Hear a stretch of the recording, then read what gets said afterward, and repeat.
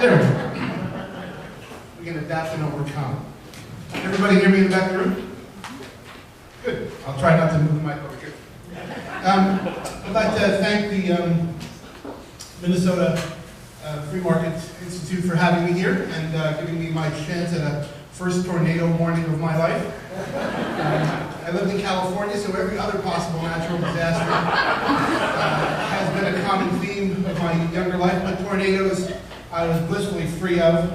Air raid sirens for nuclear attacks, yes, earthquakes, and of course floods, fire, mudslides, and Arnold Schwarzenegger. But and other natural disasters. So since we're short on time, I'm going to skip ahead. I was going to summarize sort of my belief about what the climate is doing. I will summarize my summary, which is to say, I'm a scientist by training. My background is in biology and environmental science. I think it is true to say that if you put an extra amount of CO2 in the air, it'll trap a certain amount of extra heat. How much heat it will trap is hotly debated. If you don't assume that there are positive feedbacks, it's really quite little, 1 degree centigrade if you double the concentration in the air. If there are negative feedbacks, which science suggests there are, it can be considerably lower than that.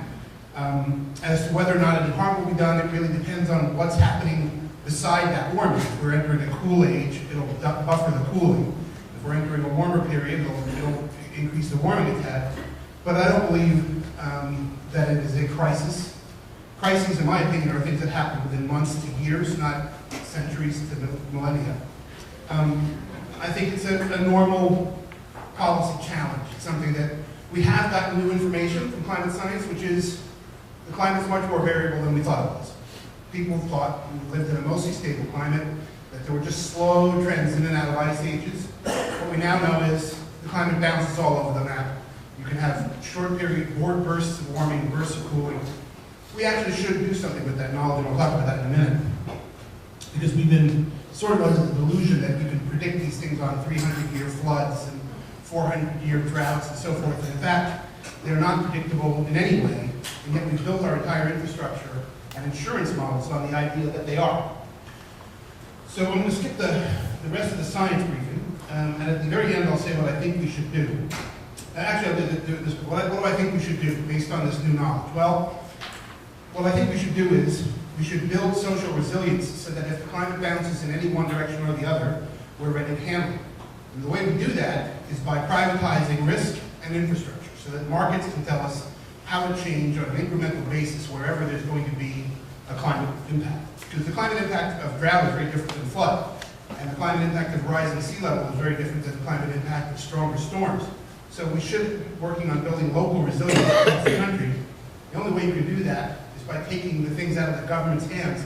Because if somebody said politicians love a ribbon cutting ceremony for a new road, you never see them cut one to resurface an old one. And that means they're terrible at maintaining infrastructure. Only markets are good at maintaining built infrastructure. So we also need to stop subsidizing risk. People like in California, as I go every year, what happens? It rains, the mudslides, the houses slide down the hills in Malibu. What do? They get FEMA grants and they rebuild them right in the same place so they can slide down again the next year. And Johnny Carson used to joke, I think, that his house had a steering wheel on the back porch. So that he'd at least have some feeling of control as he went into the canyons. And we do the same thing with people on coasts and in floodplains. My hydrology teacher used to joke, he'd say, when you're looking to buy a house, don't look in floodplains. You know why they call them floodplains, don't you? But we insure these people to put their house back in a floodplain. And back by coasts when there were tornadoes and so on. And so if we didn't do that, if people had to pay the full cost of the risk they took climatologically in building a house near an area that has no water, except for one seasonal snowpack on a nearby hill, you'd see people moving away from the areas of risk by themselves spontaneously over time. And that's, I think, what we really need to do.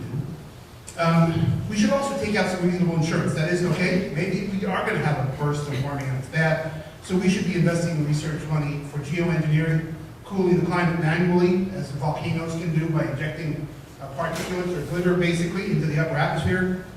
Even water vapor can work, and also capturing carbon back out of the air chemically, which is also incapable, we can do now.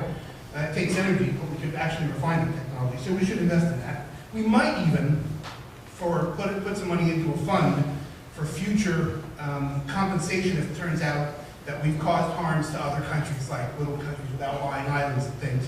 If we've caused them harm and they sue us in the World Court, maybe we should have a fund that we can give them money for having caused them harm. And the Congress, in its infinite wisdom, is determined to reduce greenhouse gas emissions in the near term. They should go with a revenue-neutral carbon tax. What they should not do is cap and trade. That's where I'm going to spend the rest of my time.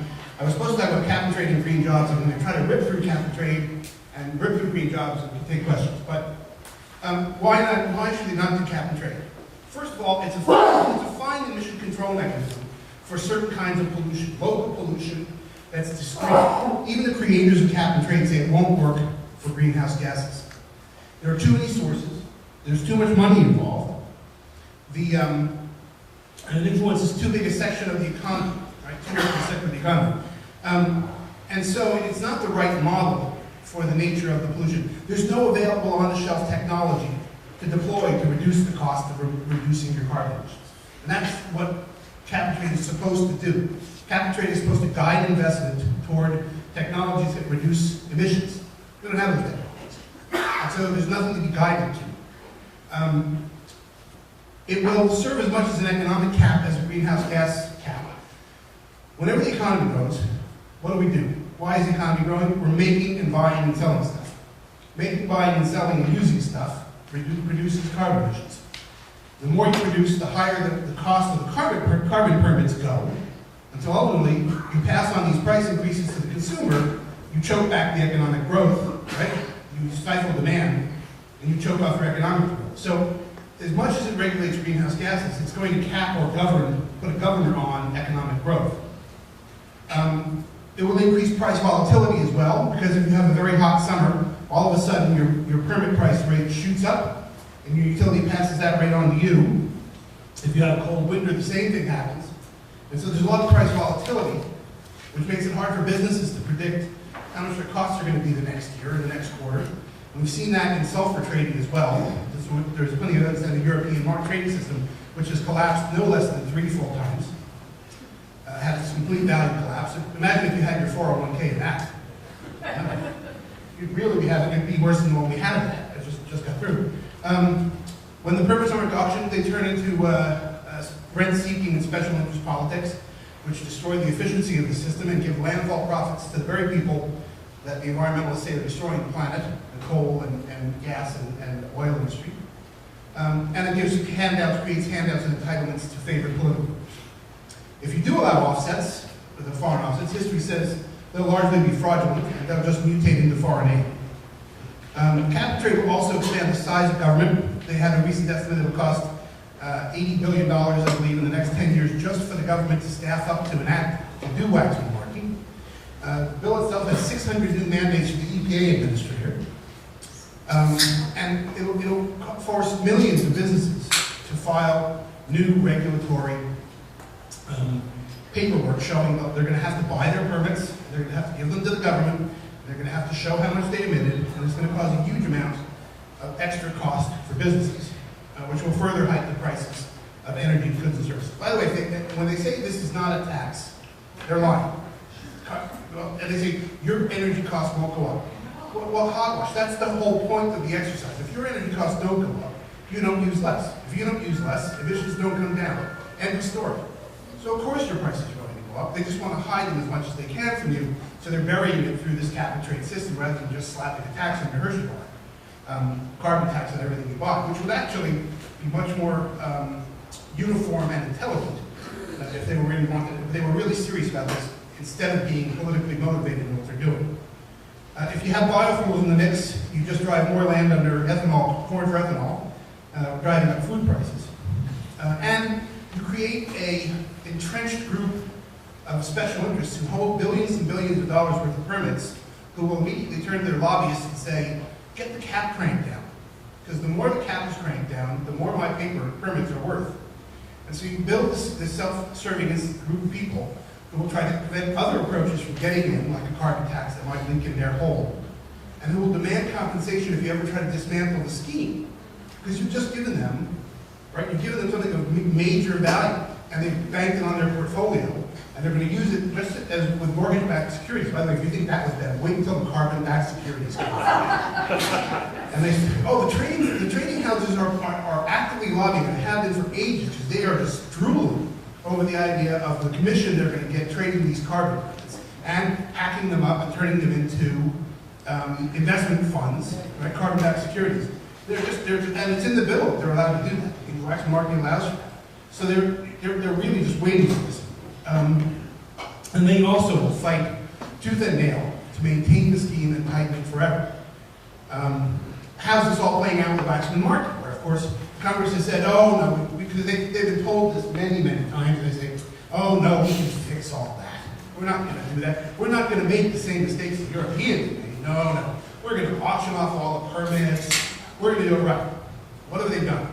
They've given away 85% of the permits already in the House in favor of rent seekers and special interests. My colleague Steve Hayward says by the time we're done in the Senate, they'll have given away 150% of the permits. The American Council on Capital Formation recently came out with a study looking at the impacts of Waxman marking. It's estimated by 2030 it'll kill between 2 and 3 million jobs. Energy prices would go up in households in 2020 by $118 to $250 a year and up to $1,250 a year by 2030 when it starts biting. The higher energy prices will raise prices in the economy. Your cost on households will go up to about $1,250 by 2030. And that'll kill jobs as well. GDP is expected to go down up to about $571 billion or 2.4%. Which, by the 2030. Now, that's considered a recession, by the way, in this normal times. A 3% reduction in GDP is a recession, because we normally grow at around 2 to 3%. And so if you take off 3%, you're not growing. For Minnesota specifically, now cumulative GDP losses will be about $3 trillion, up to $3 trillion over between 2012 and 2030. Here in Minnesota, you lose between 42 and 57,000 jobs by 2030. You see your disposable income drop by $1,000 to $1,500 by 2030. Your gas prices go up between 6 and 9%, your electricity to 7 to 8%, natural gas 16 to 25%. By 2030, your gas prices are between 19 and 24% higher, and your electricity prices have gone up by 64%, and natural gas up to 77% higher. The gross state product drops by about up to $10 billion by 2030, and so your gross state product drops as well. Waxman marking levels 600 new obligations on the EPA, costing $8 billion, over the next 10 years. And in a true squelching of science by the EPA, Congress will not allow them to redefine the benefits of using ethanol as a renewable fuel. Keeping ethanol fuel in the mix for at least 5 more years.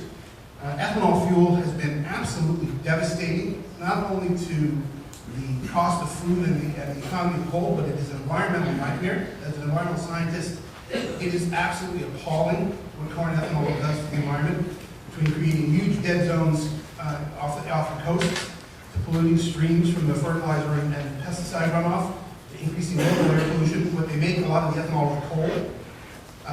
And it actually increases greenhouse gas emissions on net. So, and yet Congress is going to force them to keep this in Waxman market.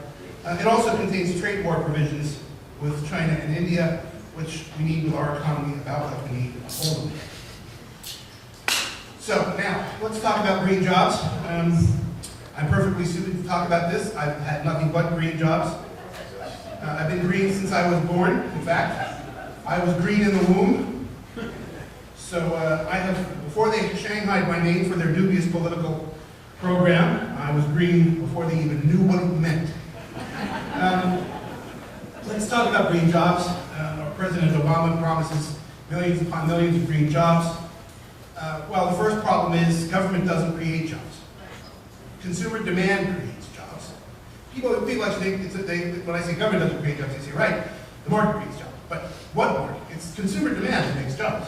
You want to buy stuff, you're willing to buy it, and therefore somebody's willing to sell it to you. What the government can do is they can move jobs around by either slapping regulations that stop people from producing something that you want.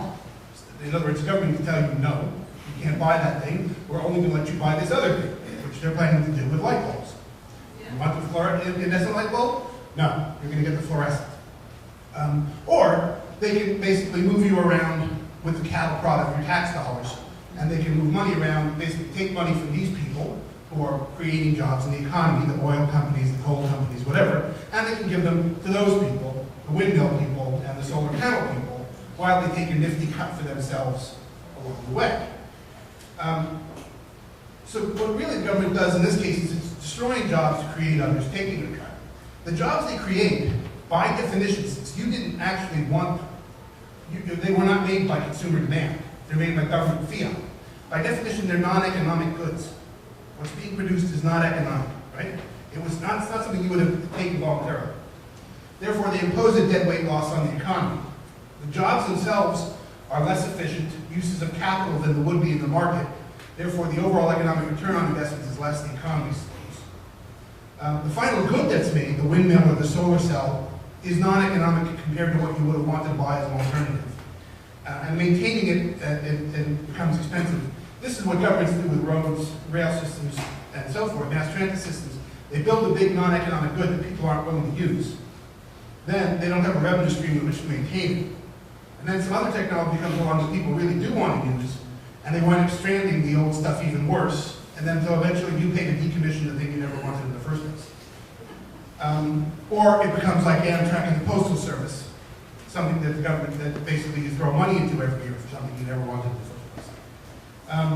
Because of the jobs that they do create have to comply with something called the Davis-Bacon Act of the federal government. It means they have to be the average wage of an area, but they usually use a proxy for that called union wage. And so the jobs created are more costly than the private sector jobs they replace, and therefore you get less of them, for the same amount of money. The bottom line is government job creation actually is job destruction and will leave the economy considerably worse off. This is not speculation. In Spain, which was a leader in wind power and green jobs, they looked at this. For every job that they created using their green initiatives, windmills and so forth, they destroyed 2.2 jobs. And the green jobs were generally temp jobs that lasted from days to weeks to months. They were not permanent positions. They were just built to be a solar panel, and now go find more work. And the environmentalists will always play the last trump card, which is, well, but the benefits, we're going to get so much improvement in our environment, and we're avoiding risks that it makes it worth it. And the fact is they have never managed to back up those claims with regard to environmental regulation without stacking the deck, pretending the costs are zero, pretending the risk is infinite, and that's how they give you an estimate of what you're going to get in the return on investment. In conclusion, the science, I think, tells us there's a very modest warming that has been going on. We're probably a very small part of that warming, but we should now adjust our ways of thinking to know that we live in a variable climate, not a static one, and change our institutions to match that knowledge. By building resilience and taking out an insurance policy, and instead we have Waxman Markey, which is the ultimate in irrational responses to the threat of climate change, which will cause serious economic harm, no detectable benefits, leave our grandchildren and their children considerably poorer than we are, and it's just you will be seeing brownouts in your future if Waxman Markey goes through. On that, thanks. I'm glad to take questions. I appreciate it.